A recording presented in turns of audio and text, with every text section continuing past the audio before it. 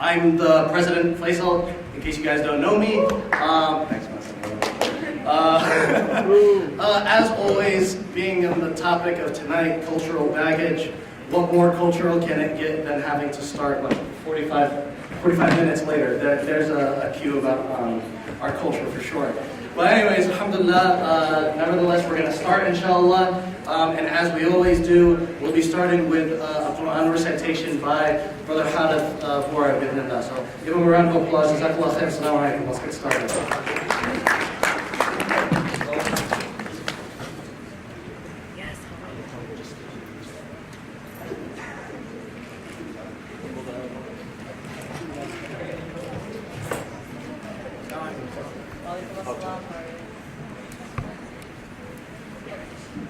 السلام عليكم ورحمة الله. أعوذ بالله من الشيطان الرجيم. بسم الله الرحمن الرحيم. يا أيها الناس إنا خلقناكم من لتعارفوا إن أكرمكم عند الله أتقاكم إن الله عليم خبير. قالت الأعراب آمنا قل لم تؤمنوا ولكن قولوا أسلمنا ولما يدخل الإيمان في قلوبكم وإن تطيعوا الله ورسوله لا يلتكم من أعمالكم شيئا إن الله غفور رحيم. إنما المؤمنون الذين آمنوا بالله ورسوله ثم لم يرتابوا وجاهدوا بأموالهم وأنفسهم في سبيل الله أولئك هم الصادقون. قل أتعلمون الله بدينكم والله يعلم ما في السماوات وما في الأرض والله بكل شيء عليم. يمنون عليك أن أسلموا قل لا تمنوا علي إسلامكم بل الله يمن عليكم أن هداكم للإيمان إن كنتم صادقين. إن الله يعلم غيب السماوات والأرض والله بصير بما تعملون. صدق الله العظيم. جزاكم الله خيرا.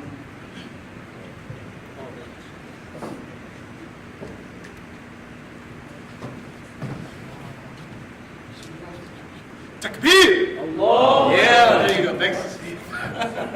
Okay. I'll still in there, right? Okay, good.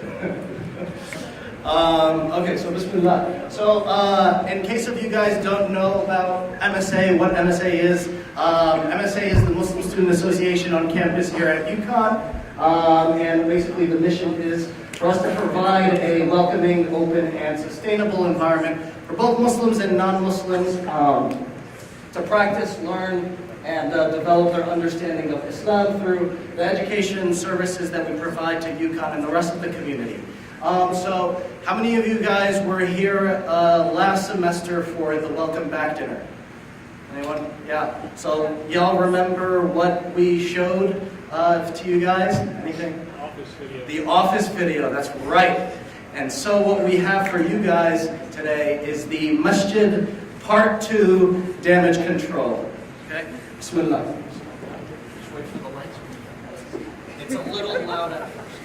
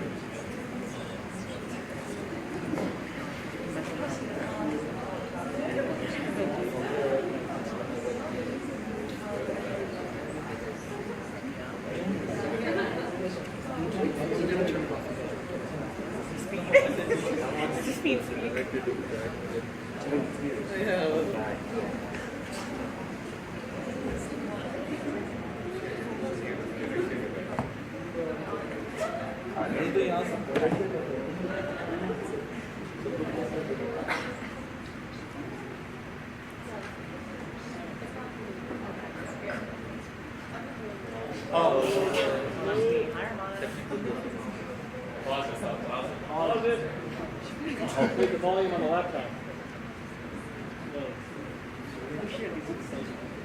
Like, look at it right now.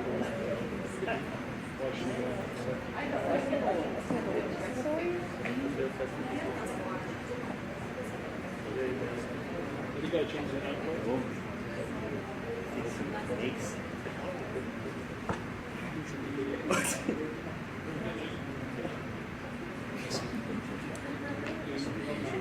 Technical difficulties. We'll be right back.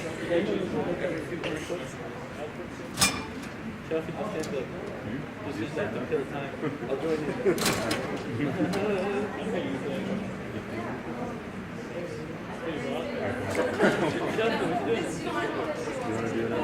Yeah, let's do it. Do what? Type 5.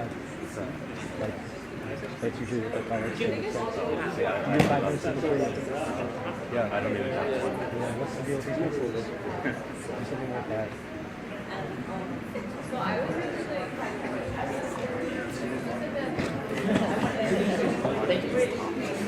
You could just infer the emotion from the screen. You could just infer the emotion from the screen. Yeah, we need the footage of the you might not get someone.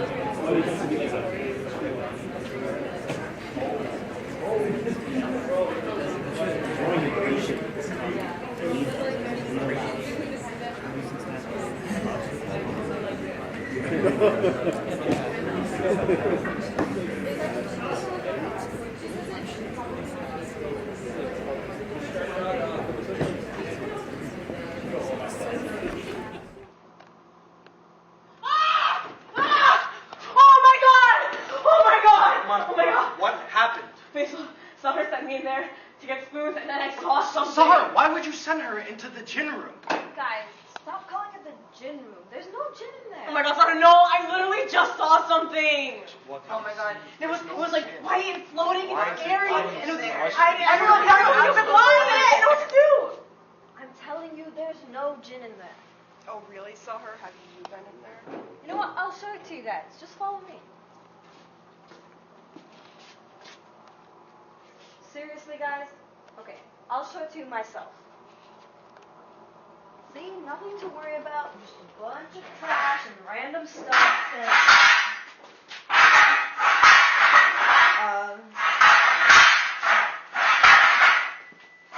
Oh my god! What the...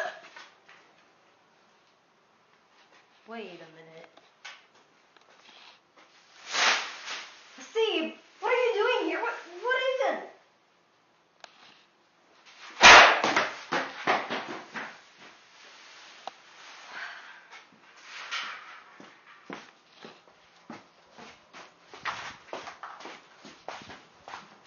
Guys, there's no gin. It was just Hasib.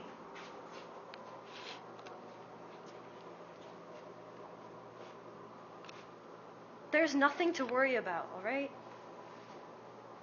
Come on, Mo, it's not that deep.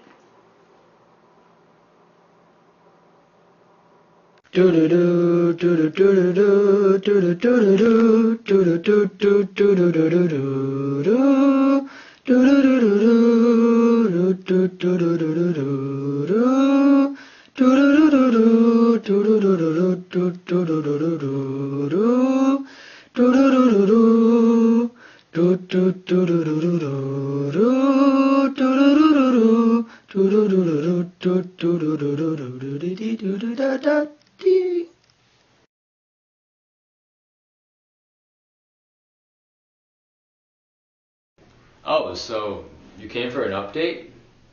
Of course, Habibi, you came back. I knew you'd come back for us. How's my MSA doing, you ask? Everything is... A mess. An absolute mess. Long story short, Harth has been taking his Dawah chair responsibilities a little too seriously. He's been going around campus forcefully converting people to Islam. And now that has got us into huge trouble with the university. And we have to do so much to get ourselves out of this hole. Nevertheless, he's not going to be back on board anytime soon. And if you're wondering how he's forcefully converting people to Islam, you can find him anywhere on campus and you'll see it for yourself.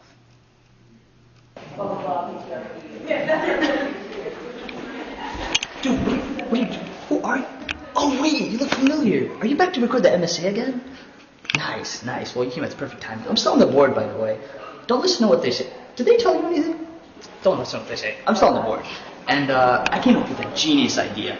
You're gonna have that classroom over there. Just repeat after me, the Shahada. And they automatically become Muslim. It's genius. And I convinced the professor over there that I'm a guest speaker. It's gonna be great.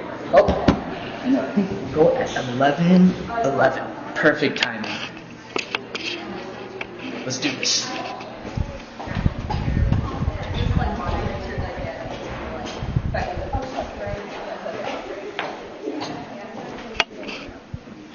And this is our guest speaker, Laura Malone. Hi guys, thanks for having me. My name's Laura. Short for Lorenzo. So today we're gonna do some awesome breathing exercises. I want you guys to repeat after me. Ready? La ilaha illallahu Muhammadur Rasulullah. Great job, guys. Good job. Now the best part. I bear witness that there's no God but Allah. Wait, where are you talking about? I don't make any sense. What? Wait, you're not Laura, are you? You're not Laura.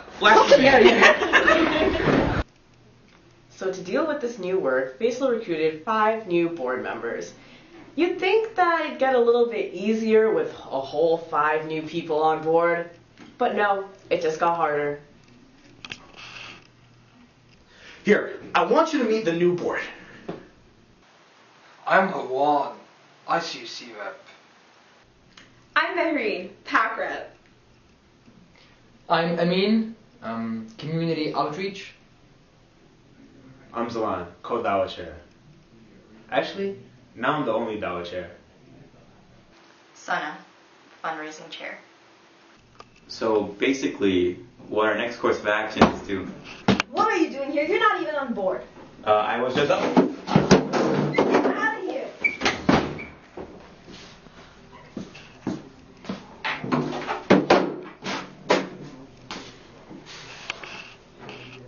That was Hamza. He keeps showing up to board meetings and keeps saying these absurd things. He's not even on board. What the...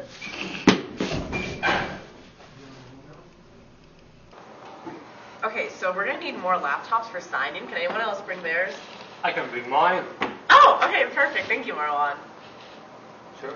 Oh, why are we using laptops? Do you think that the Prophet Muhammad ﷺ used laptops? No! They didn't even have paper back in the day. Paper was made by the government. And actually, I have a great idea. I have clay tablets in my dorm, right? We just need to bisque them, and then we'll just follow the sunnah, right, on clay tablets, yeah? Great idea, yeah? Sunnah's the way to go. Look at that. Steve supports my idea.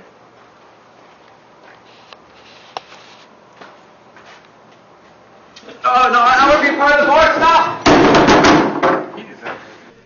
As you know, I'm Brothers Activities. And I'm Sisters Activities. Ever since the whole incident, the community's been falling apart, and it's our job to bring everyone back together. We never had any problems with that until Marwan came along. He questions everything. Everything. So I think game night would be really good right now for us, guys. Why? Huh? Why do you want a game night? Because it's a fun activity. But why? I'm literally telling you why. And I'm saying, why do you want it?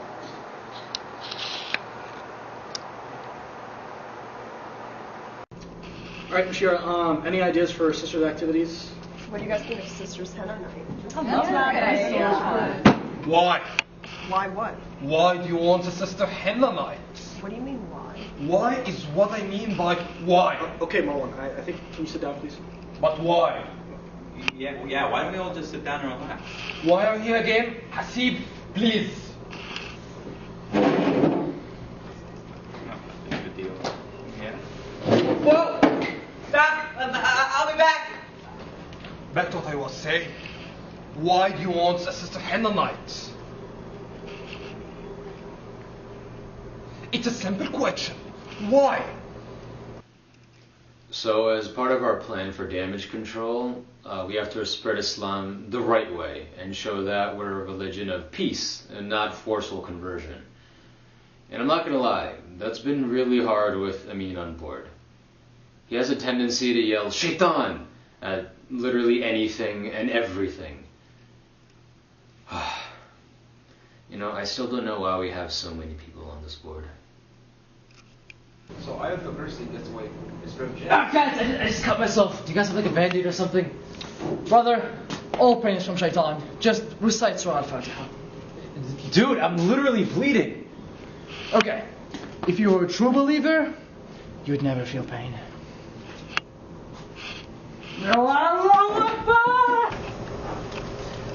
So it seems like we are having some more funding problems, and if we do not figure out the whole Hadith situation very quickly, we will most likely not get any funding for our March main dinner. So that might be bad. This is all Shaitan. If you guys were true Muslims, none of this would have happened. All I see here is Shaitan. Shaitan. I don't see 15 board members. I see 15 Shaitans. 15 Shaitans.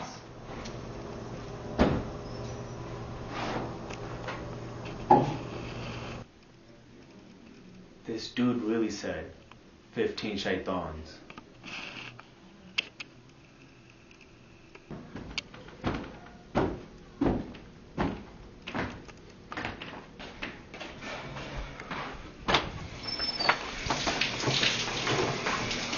Oh, it's so wet in here. Ah, look at this. This is the urine of the Shaitan.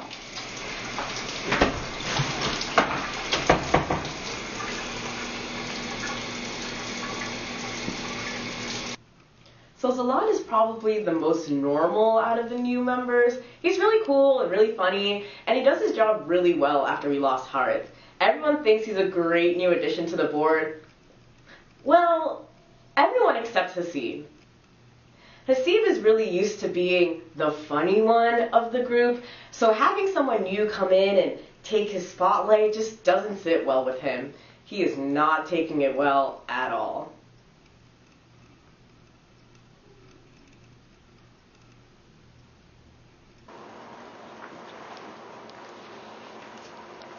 Hey, Aslan, can I talk to you privately?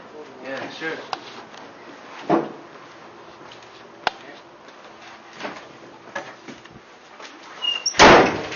Stop making jokes. What? I'm serious, dude. Stop making jokes. What are you talking about? Okay, listen. Ever since you came along, your pretty little feet, people haven't really been laughing at my jokes anymore. You know, I'm the funny one. Okay, I'm the funny one. And people aren't laughing at my jokes anymore. It's not fair. I'm the funny one. People don't laugh at me anymore. Are you crying? No, it's not fair. Bro, I think I gotta go. Wait. I don't want people to know I was crying. Just wait. I'm sorry, man.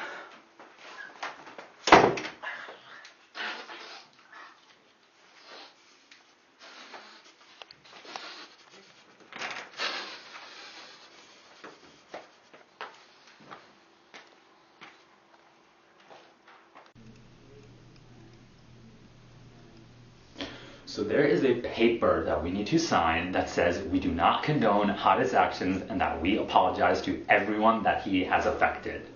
Signing that paper is the easy part. The thing is that every single time that Sana touches that paper, something happens to it. Sana is walking bad luck. It's just Sana. More like bad luckana. That was funny. That was really funny. Bad luck enough. Yeah.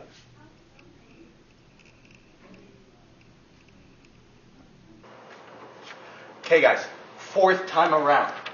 Sign this paper, pass it down.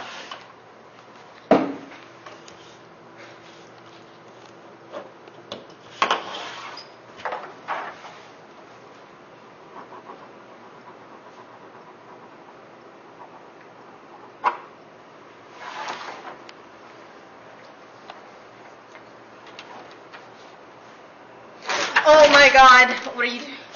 Oh, it ripped. Are you kidding me? Every time. I'm sorry. Why?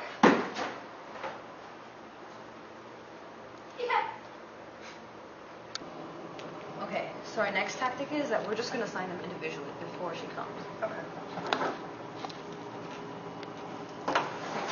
Hey guys. Oh Every my time. god. Why? All the time. Okay, Sun isn't here yet, guys, and we need to sign this paper, alright? So, everyone sign it, and then I will forge Sun's signature, alright? Let's do this. Hey guys, what's going on? Sorry I'm late. Where'd the paper go, guys? Where'd the paper go? Sana, why are you here? Why'd you have to come today? Because I'm on the board like the rest of you. No, you're not yet. Hurts, doesn't it? You're not on the board either. Get out of here. So, you know how we're a frat, right? Mu Sigma Alpha. I recently recruited Maureen to be part of our frat, and she loves it. You know, we also love a new pledge. Everything has been so down and gloomy and serious after losing Harit and, you know, that whole thing. But Maureen has so much enthusiasm, and she's so cheerful, and I am so excited to have her in our lovely frat. We're still not a frat.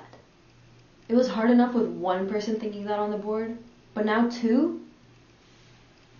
I take 4 Advil before every meeting. 4. 2 for each of them. It's like taking care of 2 hyper-energetic hamsters. It's exhausting. Alright guys, so we've been doing a lot of good activities with cultural stuff and just social activities, but I think we need to focus on more religious stuff, you know? Hey guys, sorry to cut in, but and also sorry I'm late.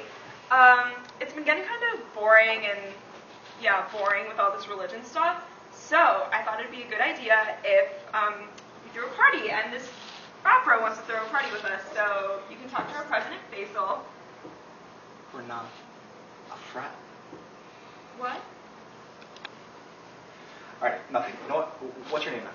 I'm Chad, and what I was thinking was I could bring the beer. Oh, shoot, could you get that for me? Thanks, man. Appreciate it. Woo! Okay, I mean, pick up that cup. You got this.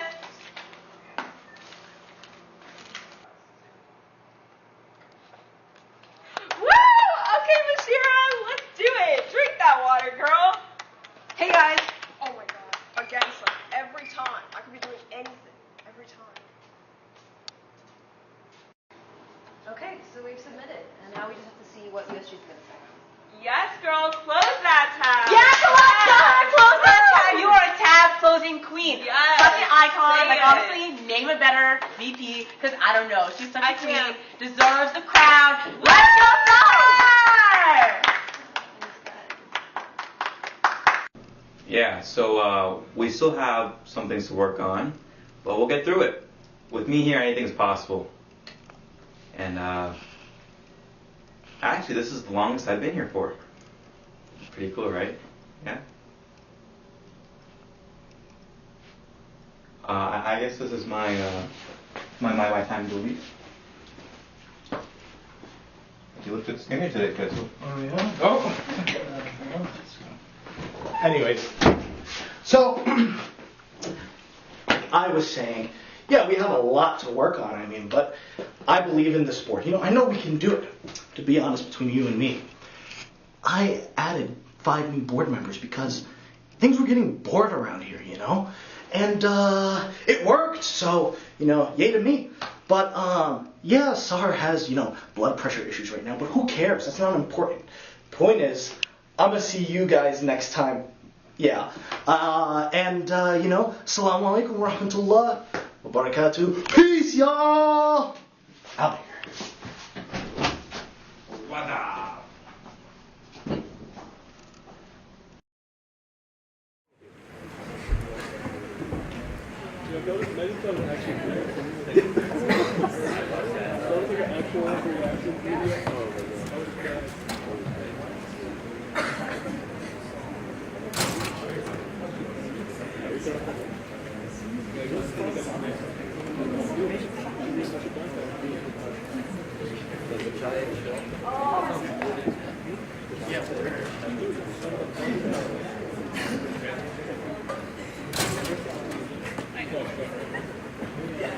All right.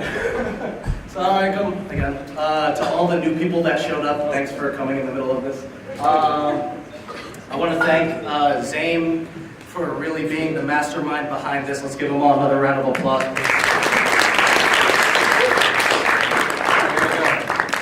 So if you want to continue, you know, we have a lot of other upcoming events. We're hosting another professional night / like networking night.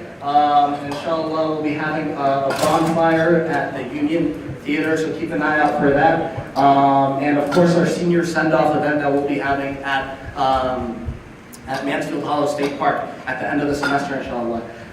So if you guys want to be like a part of the video and a part of all the other events and making up for this, making up all this stuff, be a part. We're starting our board elections soon on April 1st. So that'll be when the form opens up, and that'll be out for a week for you guys to fill out. On April 8th, the board will make sort of their vote on the eligible candidates based on, you know, what you guys fill out on the answers provided. And then on April 11th, which is a Thursday, that'll be the public vote. So the candidates that are selected to you know, run, they'll be having to give a speech prior to Halqa. That's on because it's on a Thursday. So you give that speech, and then the public will, you know, make their vote accordingly, inshallah. And after that, that Friday, April 12th, that'll be the new board announced at Jummah. And April 15th, that'll be the first meeting that you guys get to be a part of, and we'll show you things around the board and how to get things done for next semester, and next year actually, inshallah.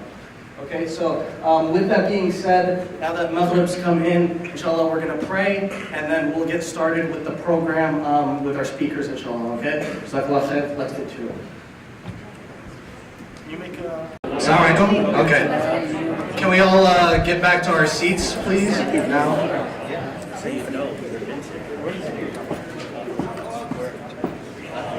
Inshallah. Right, bismillah.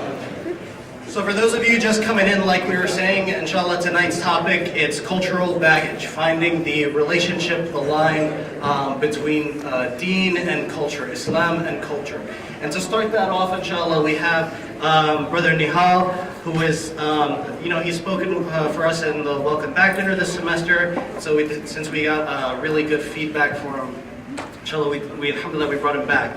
Nihal is completing his master's degree in religious studies at the Hartford Seminary. Born and raised in New Jersey, and is graduated from Nadawatul Ulama in Lucknow, India. Yeah. Wherein he graduated with an Alamiya degree. He also has a degree in psych and a minor in business from Montclair State, that's in Jersey, for anyone asking, where he was active with his MSA. So Nihal will explain this more when he gets up here, but feel free, keep in mind questions as you come up, inshallah, as he comes up and he speaks bidnillah. So everyone give Brother Nihal a big, warm round of applause.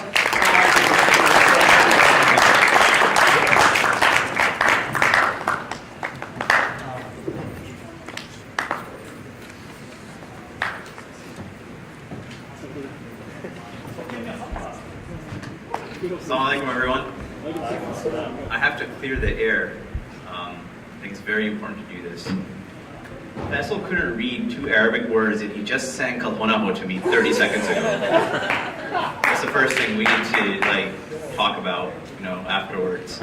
And second thing is, it says here, so the last time I spoke here, remember there was like that guy, the journalist here who was like who was writing, and he was like documenting the event. Was it me and Safwan and someone else? So they actually published that I'm a UConn alumni that was returning to UConn. So I was like, I guess being from UConn is better than being from Montclair State University. But in my defense, Bruce Willis did go there. Yeah. So Die Hard fans. Oh wait, probably wrong generation. But nonetheless, so we're going to do this a little differently today. This is going to be very similar to what I did a few weeks ago at the Musalla, at the Masjid, which was, I'm going to talk for a little bit, but as you all know, I don't like speeches, nor do I like hearing speeches, because I'm bored of speeches. And a lot of us, if you want to hear a speech, you can always go to YouTube and watch a speech.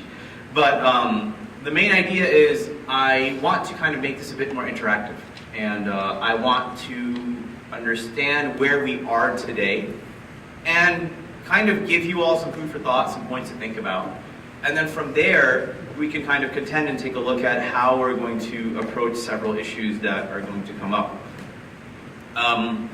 When the board contacted me, I think it was the previous board, not the new board, but this board, okay, whichever board is there, because Faisal's on both of them, I guess, but when Faisal contacted me, he had asked me to specifically speak about two topics that people like to always, you know, kind of bring up.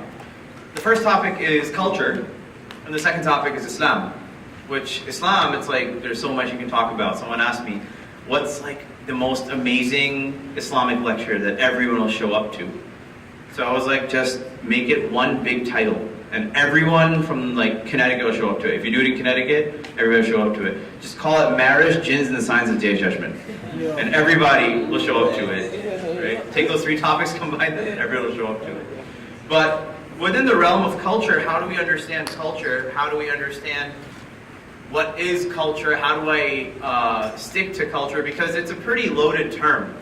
When I talk about culture, you'll talk about, for example, the culture of your workplace, the culture of the office, right? What is your workplace culture? What's the culture at school, right? If you go to certain Ivy Leagues, they have a very different culture than, let's say, a community college versus a state school. All right, there's different cultures that bring up that those institutions are governed by. And then you also have culture within your everyday living. And that's kind of where things get a little messy. Because on one end, especially for this generation, and when I say this generation, the majority of you, for the most part, looking around, and just from a raise of your hands, how many of your parents were born in a different country? Right? How many of your parents, one or both, were born here? Right? There you go.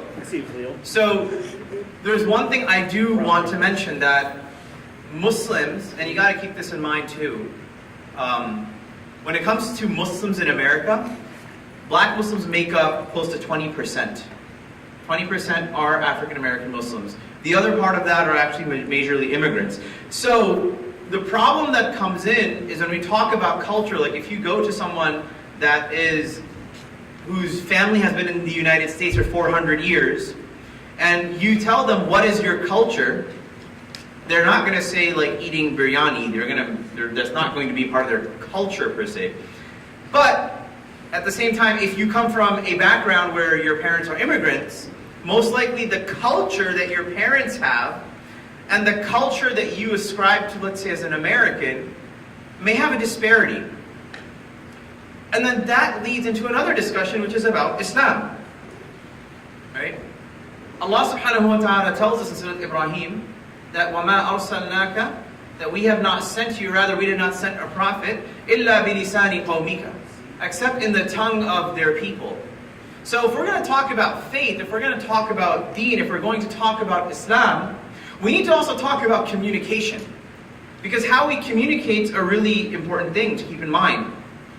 And that sense of communication goes back to who you are. If you do not define yourself, someone else will define you. If we do not have a narrative, someone else will create that narrative. Which brings it back to the idea of what's going on with Muslims in America. Right? On one end, you have Muslims that want to reclaim their narrative, but then on the other hand, you have people who will tell Muslims what their narrative is. And there's a problem there. Because on one end, if you as a Muslim want to build your own narrative, you need to know what your narrative is. Right? If you don't know yourself, then how are you going to do that? But on the other end, if you have trained academics, trained people who seem to have the pedigree and they kind of look good on paper when it comes to talking about Islam, then they're going to be the ones who will have the voice of your community, of my community, of our community. But now, bringing it back to the Muslim community, talking about culture. There's a few aspects of culture that we all need to understand. That culture is something which is neutral. Culture can be made good and culture can also be made bad. So specifically, another problem that we suffer from as a community, and I'll actually get to that problem in a second, but when it comes to narratives, you need to know who you are. You need to know, number one, if we're going to talk about Islam, to be able to differentiate between, hey, this is a part of my faith, and this is not a part of my faith. And here's the paradigm that people fall into. Let's say your parents are Desi, Indian, Pakistani, Bengali, from Jordan, you're from Palestine, wherever. Right? On one end, as young people, will be like, oh, that's bad. Right? That culture is bad. Okay, well, what's the culture that we want to replace it with? Well, that culture will come into understanding, for example, the American context that you live in. And this has led to, it's good to unpack that, right? But when it's not repacked in a proper way, it leads to another problem. You know what that problem is? It's the problem that our nation is currently suffering from, which is American exceptionalism. American exceptionalism is the belief that because you are American, because you are living and residing in the United States of America, that for some reason your language, your culture, the way you carry yourself, your education, makes you better than someone who is not American. And if you don't believe that right away as an internal bias that you acknowledge, it most likely may exist there. If for some reason or for some other reason you're like, oh, God forbid I was born in such and such a country. God forbid, oh, I was born and raised in the same place my parents were born and raised. That's a sense of American exceptionalism. And then that becomes rooted in something bigger, which is pride and arrogance. And the Messenger of Allah ﷺ told us what? That the one who even has mithqala dharratin, like even like an atom's weight of pride in their heart, does not get to enter where? Paradise. So it all goes back to something. The politics that we talk about, the identity politics that we speak about, goes back to a spiritual paradigm that is completely rooted within our faith. One of my teachers, he was mentioning something, that when it came to Islam rooting itself within the United States, specifically if you look at any movement, if you look at Malcolm X, if you look at any group of Muslims that came to this country and attempted to create a social paradigm out of it, it was done and it was successful within the paradigm of understanding that people have needs and those needs need to be fulfilled. If people are living in poverty, they need to be taken out of poverty. If there is a criminal justice system which is oppressive towards people, there has to be work done to rescue people out of that oppressive system. So spirituality is not something which at the end of the day we simply use to transcend this world. But spirituality is something we use to access the world. And this goes back to another point. Anyone here heard of Su'ad Abdul Khabib? If you haven't, you should look her up. She wrote this book called Muslim Cool, in which she talks about the link of hip-hop to Islam. And she talks about how within the inner city, what people often don't understand is that there is identity within that idea of hip-hop.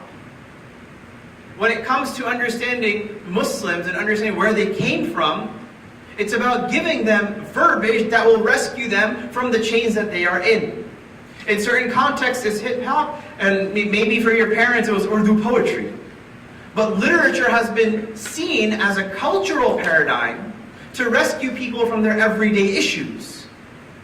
And I'm not looking to get into the halal or haram or whatever, that's like not the point of the discussion.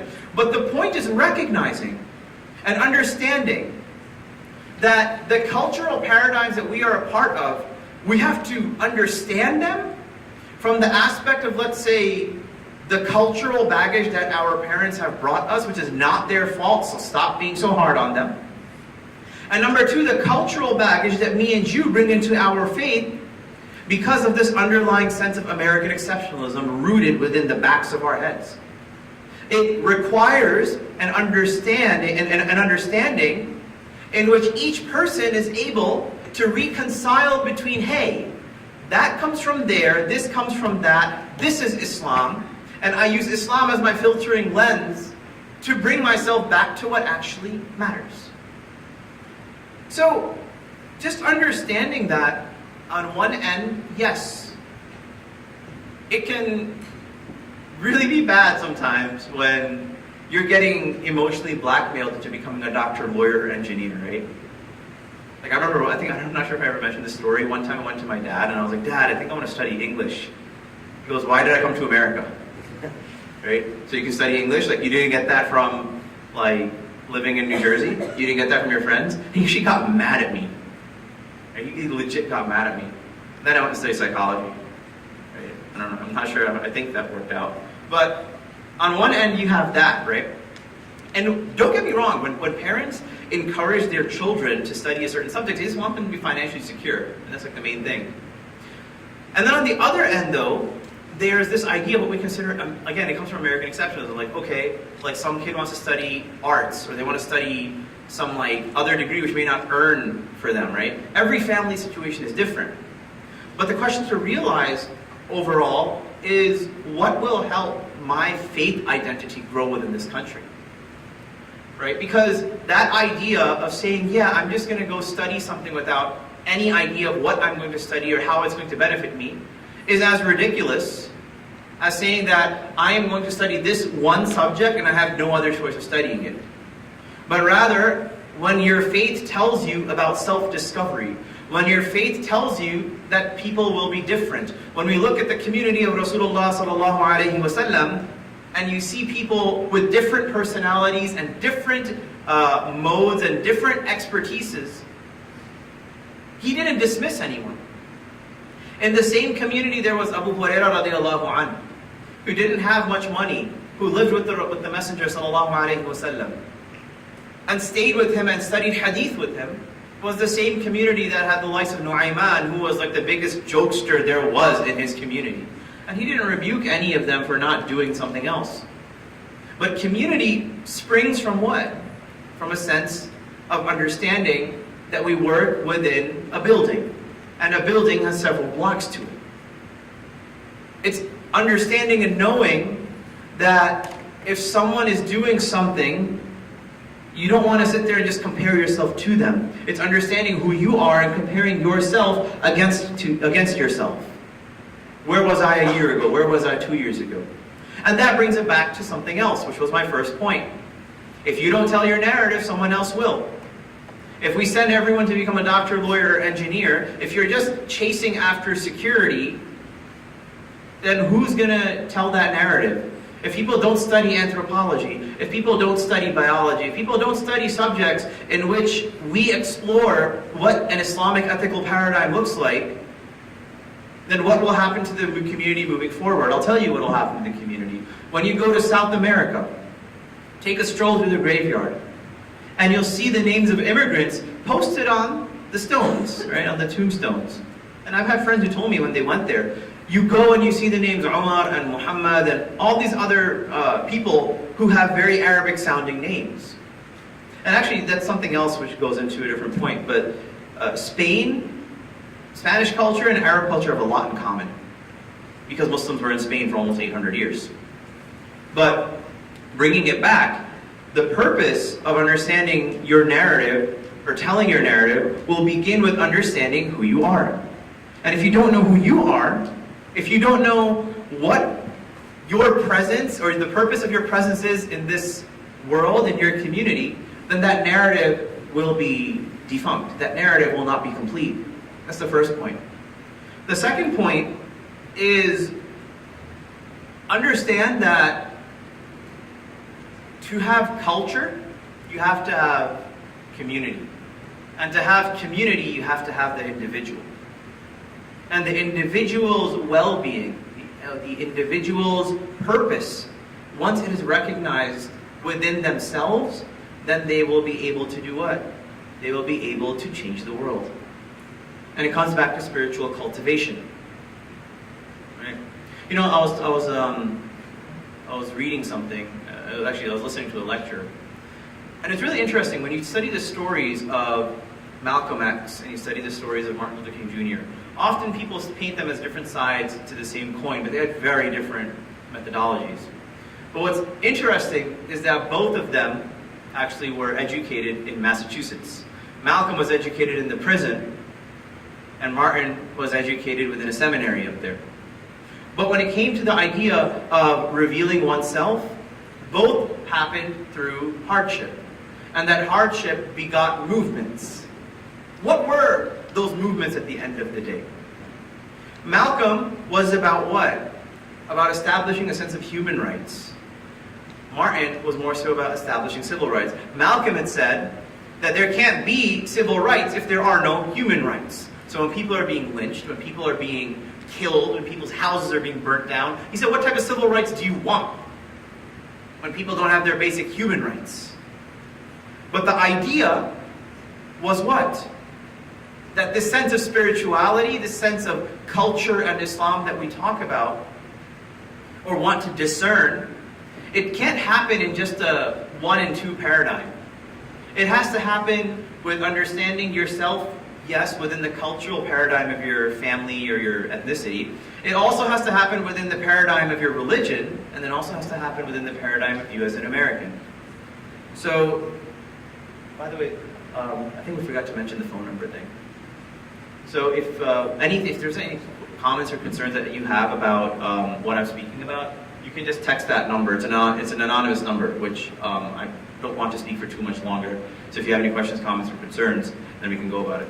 But the last thing that I want to mention is the idea of community. Your community is made up of different people.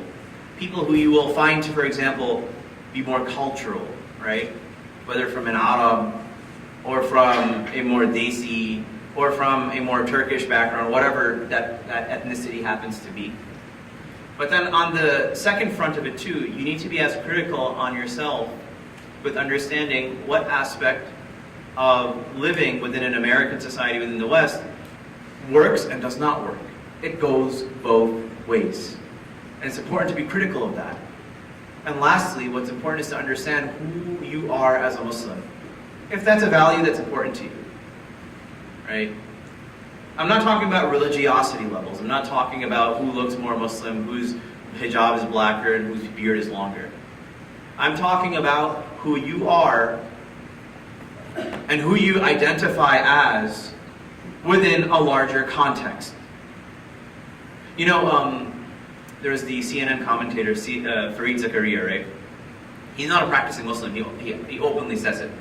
Right? He says, I'm not a practicing Muslim, but the climate that we live in has forced me to identify with my faith group, which I have very little semblance towards, very little affinity towards. So, tomorrow, or actually, last week or the week before, when a crazy person walks into 2 masjids in New Zealand, and he fires indiscriminately, killing 50 to 51 people, he didn't look around and ask who is Pakistani, who is Arab, who is Sunni, who is Shia, who is Salafi, who is Sufi, who is Hanafi, who is Shafi'i. If the community that we wish to be a part of and lay claim to as Muslims is going to be bifurcated and divided with these artificial barriers and walls, then so be it. More incidents of that nature will occur, and our communities will still not be able to wrap our heads around it. But the moment we are able to transcend, to rise above this sense of cultural exceptionalism that we are often plagued with, then we will see our communities moving forward. then we will see that 50 to 100 years from now, that the discussions that our communities are having will change, and that's the sign of a growing community. You know what's like the worst part ever? So yeah, I was born and raised in Jersey, right? That's not the worst part. But the worst part is when I go back home sometimes and like I meet some of my friends or people I grew up with, right? It's been like 7 years since my family left, right? Been all over. But like sometimes when I do go back and I meet those people, it's really sad to see like the same person in the same state talking about the same things, having not gotten over the same issues. And that's not their fault. Because sometimes, man, our Muslim communities can like really, you know, there's no discernment of thought. Like, how do I think? What are the ideas I'm putting into people's minds? What ideas am I putting into a child's mind that they are going to grow up with? If we don't go and think about the discussions that we're having, if we don't look and focus on that and say what's going to make my community grow, then our communities aren't going to grow.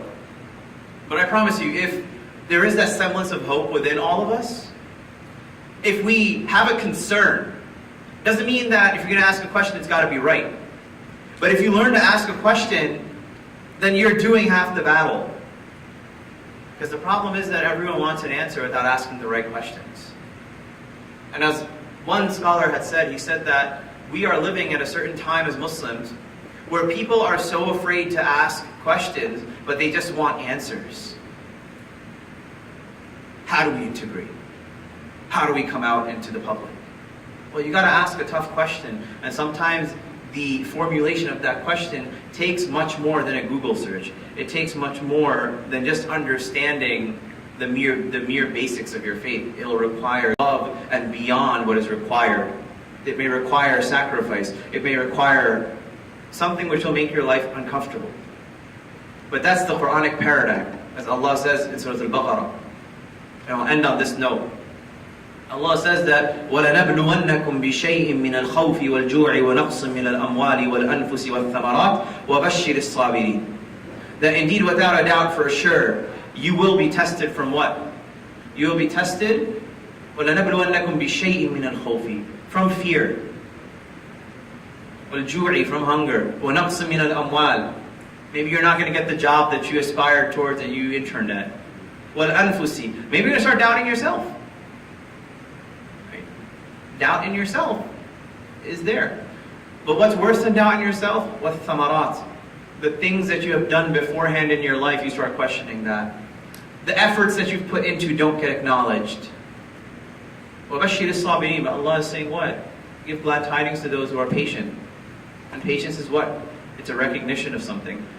الَّذِينَ إِذَا أَصَابَتْهُمْ مُصِيبَةٌ, that when calamity strikes, قَالُوا, they say, إِنَّا لِلَّهِ وَإِنَّا إِلَيْهِ رَاجِعُونَ.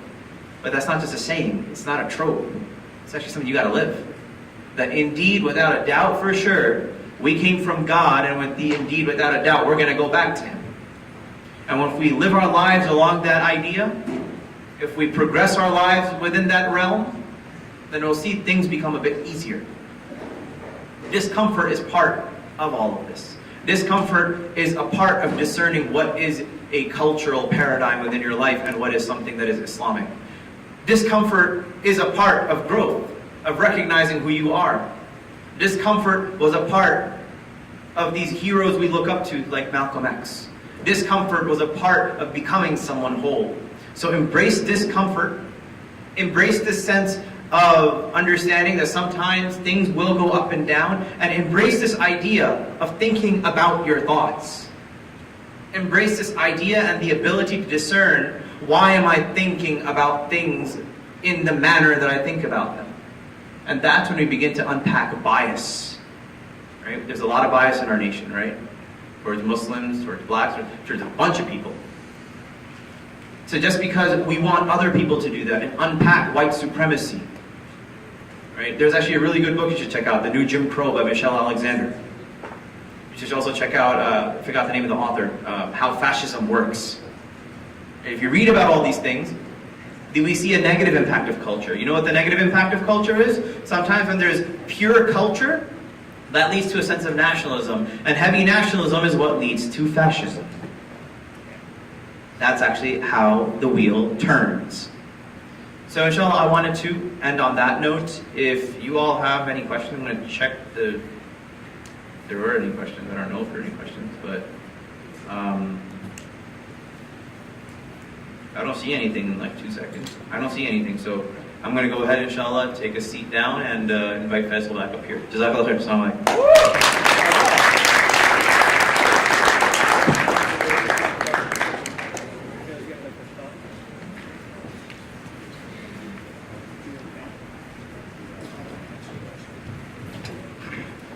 Jazakallah khair, Brother Nihal. We always appreciate you coming, and thank you for really, giving us that sort of sense of this culture, and being able to take pride in who we are. Inshallah, continuing on with that. So the next slide, my bro from home, Brother Suhail, SQ is an enthusiastic da'i whose youth-centered talks are changing thousands of people's lives daily via, his social media platforms on Instagram, Snap, you know it. SQ is focused on improving the branding of Islam by empowering us to become ambassadors of Islam. And with his unique sense of style and energetic approach, people are instantly attracted to his way of speaking. And with 5 years of teaching in New York City public schools, SQ specializes in helping people understand Islam in a manner that allows them to apply what they've learned.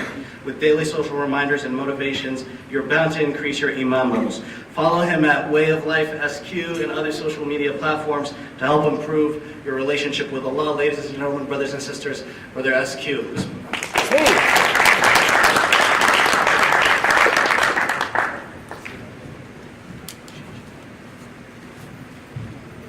Just give me a second to set this up.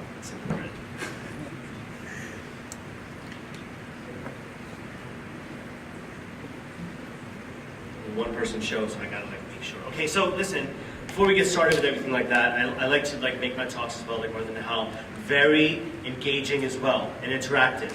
So I need to know, hat forward or backward, which one? Backward it is. See, engagement, mashallah. Okay, we got this going. Had to do it. Bismillah ar-Rahman ar-Rahim. Alhamdulillahi Rabbil Alameen. Wassalatu wassalamu ala Rasulillah. We begin by praising Allah subhanahu wa ta'ala. We praise Him, we thank Him for everything that He has provided for us. And we send blessings and salutations upon the Messenger Muhammad sallallahu alayhi wasallam, upon him, his companions, his household, and of course all of you as well. We ask Allah subhanahu wa ta'ala to bless you all and bless every single person over here, the organizers, the caterers, the ones doing the video, the ones who were signing in people, mashallah, great job. The ones who edited that video, which was hilarious, by the way, great job, mashallah, great acting, everyone, mashallah. And just everyone, including the brother in the back taking photos. May Allah subhanahu wa ta'ala bless all you guys. It's not easy to do, and we ask Allah subhanahu wa ta'ala to accept from ourselves and our actions. I do want to be very clear.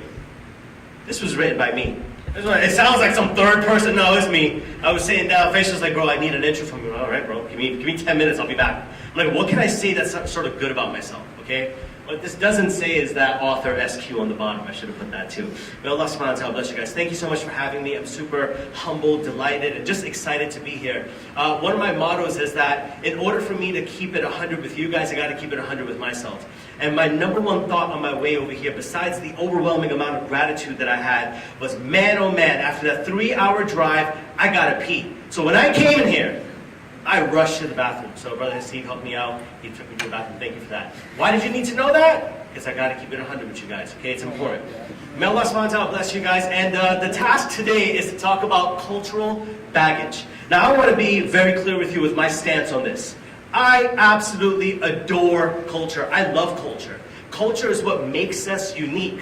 And what's interesting thing about the culture is that Allah subhanahu wa ta'ala talks us about this in Surah 49, Hujurat, where He talks us about this in verse 13, where He tells us that He's made men and women, and of different tribes and different nations for one sole purpose, which is to help us understand and get to know each other. That's it. Quick question. Who's Italian over here? Really quick. Italian? Okay, we got it in the back, right? Yeah, we're having Italian food, guys. We're having chicken parm, right? That's amazing. It's halal. That's what I heard, mashallah. The reason I'm sharing this with you is because culture is beautiful. Culture has this negative connotation or effect where they think, right? Culture is this bad thing. Oh, where are you from? Oh, I'm from Pakistan. Oh, where are you from? Afghanistan. Oh, where are you from? Iraq, Syria, Jordan. Oh, no, brother. You're a Muslim. Yeah, I'm a Muslim, but I'm from Pakistan, bro. I am from Pakistan, mashallah. Anyone from Pakistan in the house? Yeah, Pakistan in the house. Pindi, stand up. Pindi, stand up. Okay. It's a city in Pakistan, okay? I missed you. Culture is a beautiful thing. Because without culture, we can't get to know each other. Because when you strip away culture, you make everyone dress the same, everyone does the same thing. That's like communism. What is that? That's a cult. Islam is not a cult. A lot of the times, people try to make it to be a cult. What's interesting was that, anyone from Albania? Okay. Wonderful. All of you, no one here. Okay, that's fine. In Albania, once upon a time, it was stricken with communism.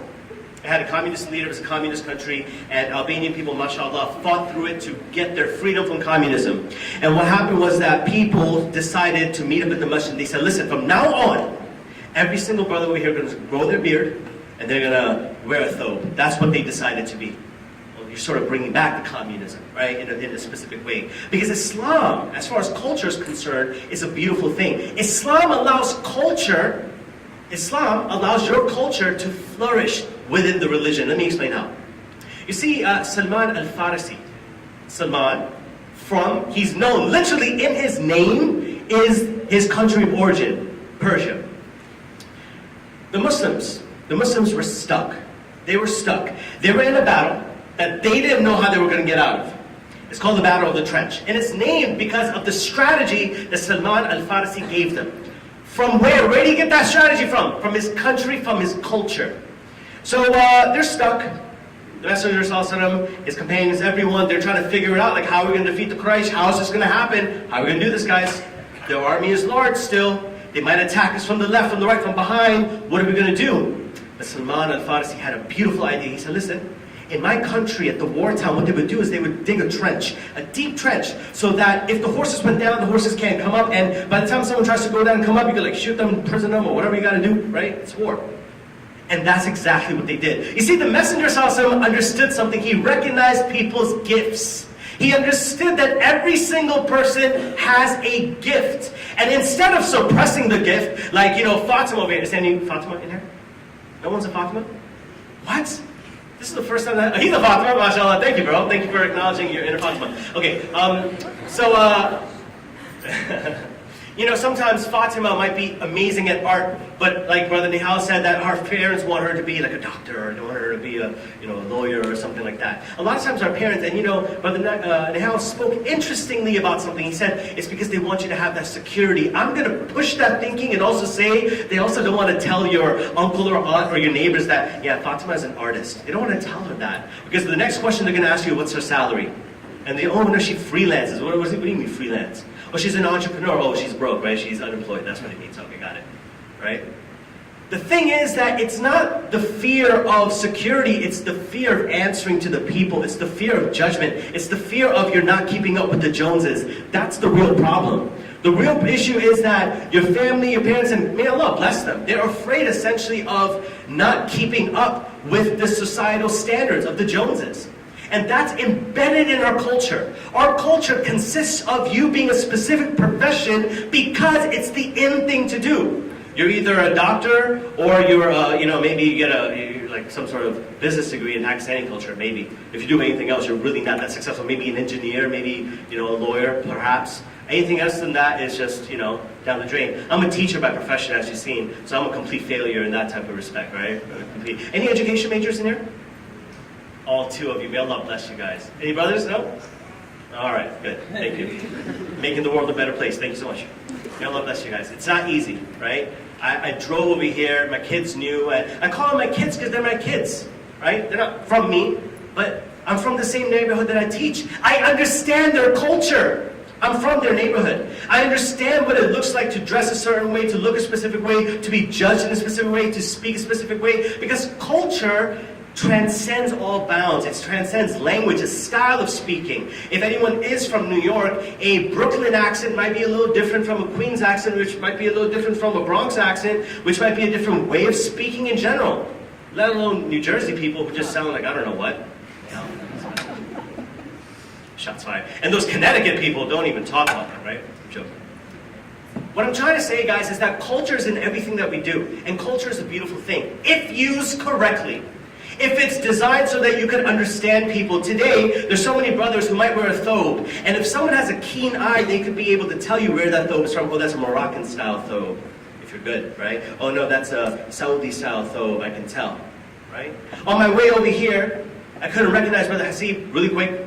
I'm across, Faisal gave me the wrong address, don't mind that. So I was across in that hotel. The lady's like, I'm here for an event. She's like, there's no event over here. I'm just like, but there's an event. She's like, no, there's no event over here. I'm like, there's an MSA. She's like, a what? I'm like, okay, never mind. Hasib, where are you? So I'm like, where's Hasib? How am I going to recognize Hasib? Then all of a sudden, this brown, amazing man comes down walking with his shalvar kameez. He must be Hasib. Right? Culture is a beautiful thing. Culture is an absolute beautiful thing. It can save you in so many circumstances. I remember, right, because there's certain things in Islam that are certainly cultural, right? Like wearing a thobe is cultural. It's not an Islamic thing to do. It's a cultural thing to do. Your clothes is a cultural thing. It shows where you're from. You know, it sort of shows like what your background is. As long as it's within the parameters of Allah. Whatever Allah wants for you. If there's certain things that Allah allows you to wear them, wear them. Show your culture, show your nationality, show where you're from, as long as it's within the parameters of Allah. I remember I was about to get a parking ticket. I didn't pay the meter. The guy, Bengali brother, may Allah bless him, wherever he is right now, signing those tickets, may Allah bless him. He sees me with my thobe, he's like, oh no, brother, it's okay. It's okay, oh no problem.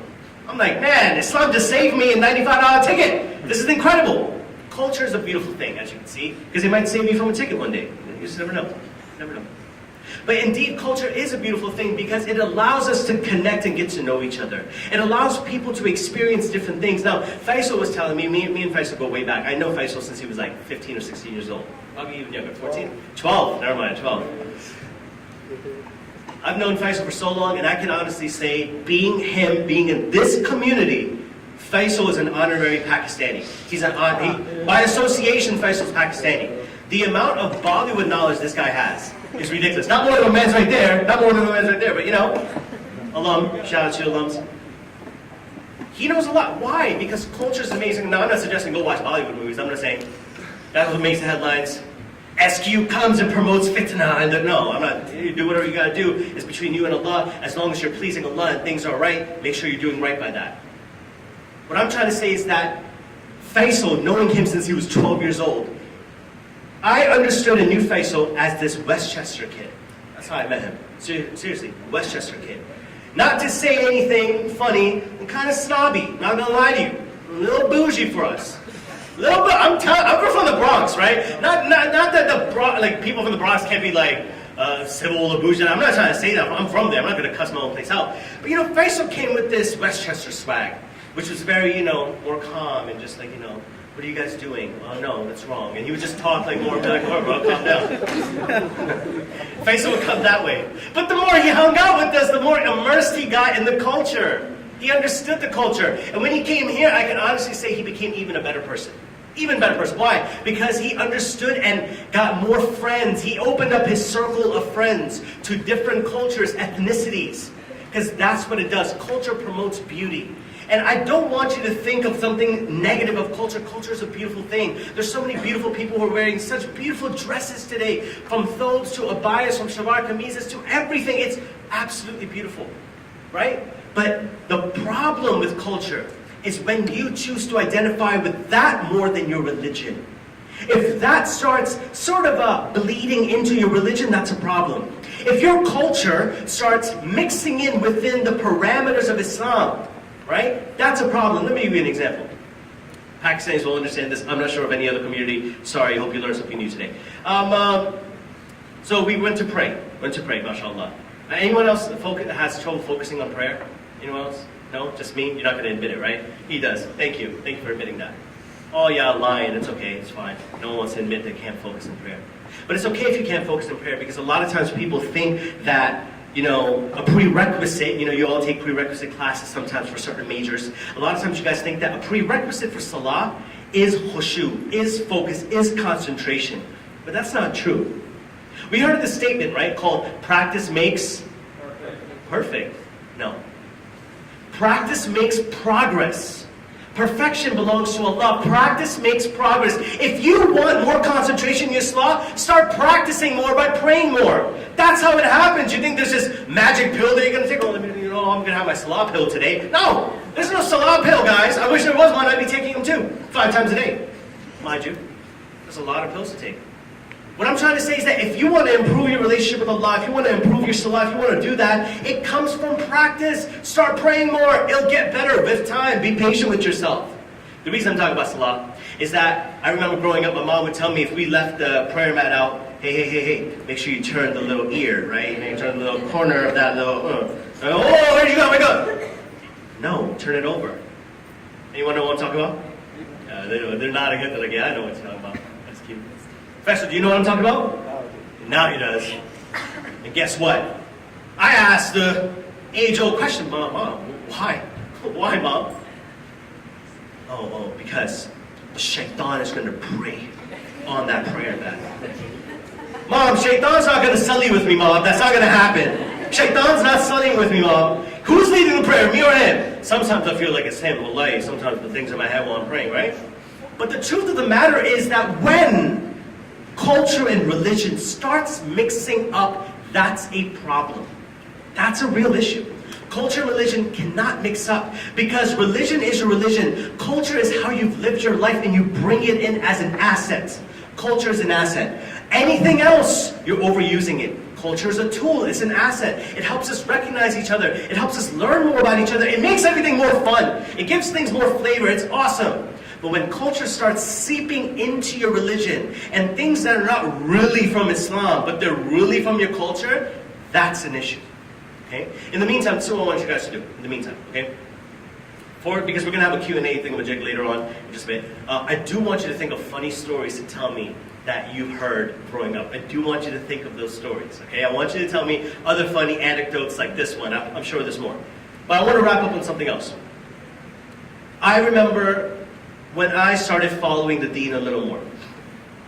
It's inshallah going to be 6 years this Ramadan, inshallah. I remember my first instinct to do when I started becoming more religious, I started selling all my stuff. Because I started believing that, no, this is the dunya. I can't have anything of the dunya. You see, the Messenger ﷺ left with nothing in this world that need to get rid of it all. As if I was going to die tomorrow, but you never know, but still. I went on this path of extremism, and I gotta sell everything. So all my gear, I just started selling. Next, my sense of style. I was raised in the Bronx, guys. Like, I am from the Bronx. That doesn't mean that, you gotta wear baggy pants and you wear oversized. Like, that's not what I'm saying. What I'm saying is, like, my heart, my style, my way of speaking is immersed in my culture, where I'm from. A lot of times, you ever heard this saying that you forgot where you're from? A lot of us forget where we're from. Stop acting brand new. A lot of us are faking it, acting brand new. Stop acting like you didn't come from a household where if you left your clothes outside from a closet, they won't smell like onions. It's true, they will, right? Stop acting all brand new, right? Let's stop acting like we don't know where we're from. We know where we're from. Our parents raised us beautifully. Our society, our culture raised us in a beautiful way. But now let's improve that by making sure that our standards are Islam. Anything that negates that standard, we push that out. But anything is good for that standard, it's great. Except that onion smell, it's not good. Don't have that. What I'm trying to say is that when I started getting on the deen, I started to make sure that I pushed away all of my culture. Everything that I knew, I threw out the window. Okay? I started wearing a typical white thobe. Started wearing that. And there's nothing wrong with the white thobe, right? But it just depends on the intention of why you're wearing it. My intention of wearing it was wrong. Your intention of wearing it over there is right. He looks good, mashallah. Don't look, sisters. What's wrong with you? It's not for Allah. That was like, like clickbait. It was just like I pushed you with it, then I pulled it down. I was wearing it for the wrong reasons, right? I was wearing it because I thought that when you're a Muslim, that's what you got to do. When you're a practicing Muslim, that's how you have to look. So literally, I started losing myself. But wait a second, SQ. I thought that when you become a Muslim, you're supposed to find yourself. Not me. Not me, not the way I was practicing it. The way I practice it, I began to lose myself. I lost my own identity. I thought Islam was supposed to give me an identity. Yeah. What Islam does is that, you've heard of this statement that when someone takes their shahada, any reverts in here? MashaAllah, any reverts? MashaAllah. God, he's the only one. Bollywood and reverts? MashaAllah, you're a catch. MashaAllah. Allah bless you. What I'm trying to say is this. When reverts are given the shahada, they're told that, listen, when you become a Muslim, all your bad deeds are forgiven. True? You've heard of this, yes? MashaAllah. And they're turned into what? Good deeds? Maybe? Some of you? I think that's okay. Oh, I'll speak. It's okay. I have the mic. It's cool. I'll speak. You don't have to speak. They're turned into good deeds. But someone asked the question, well, what about the good deeds that you already have? He said, well, they stay too, but we're just talking about the bad deeds. I'm like, okay, no problem. You see what Islam does about your personality and your characteristics? A lot of you have, all of you have, excuse me, beautiful qualities and characteristics. What Islam does, it refines them.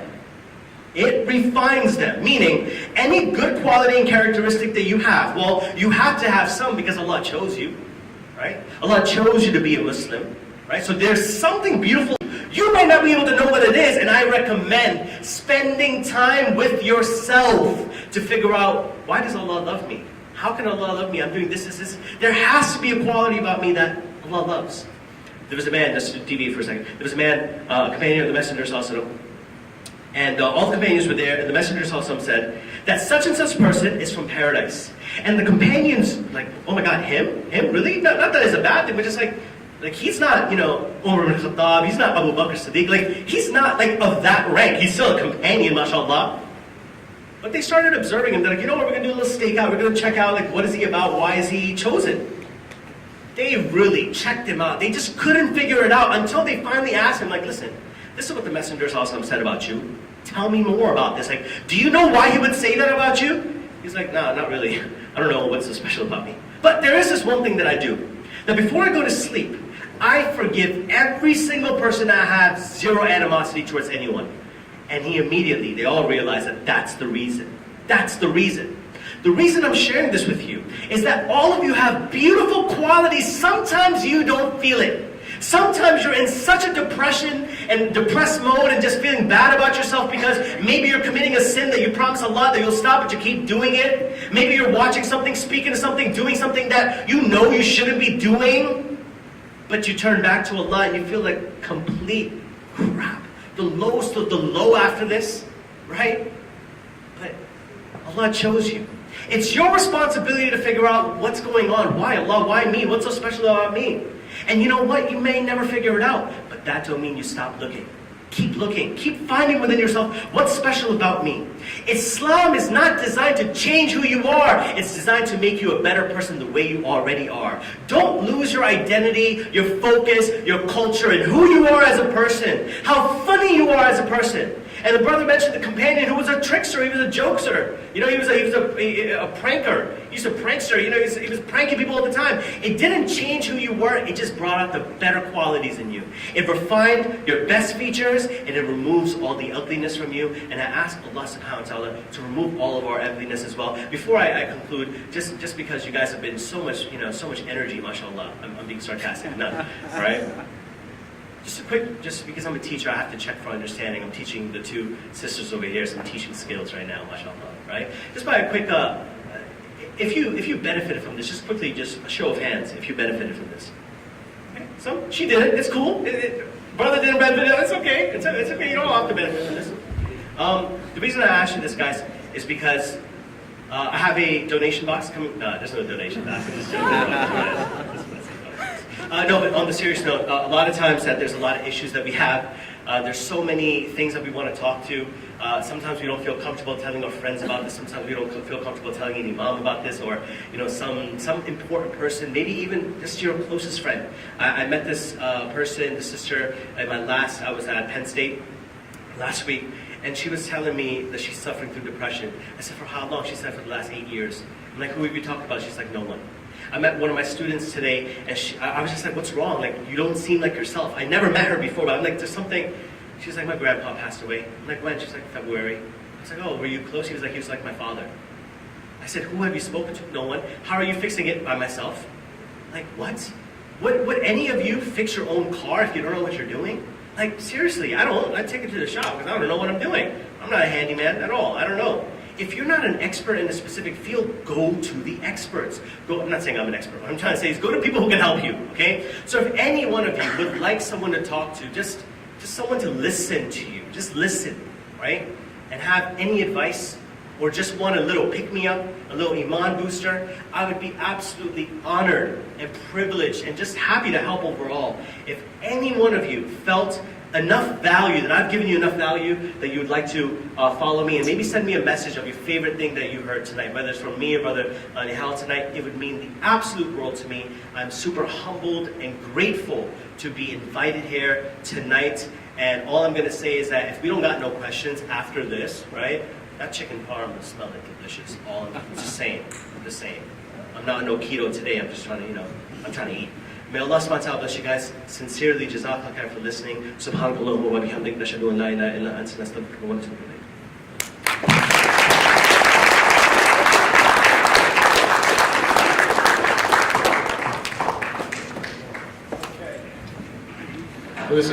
SQ, jazakallah khair so much for coming, making the trip out.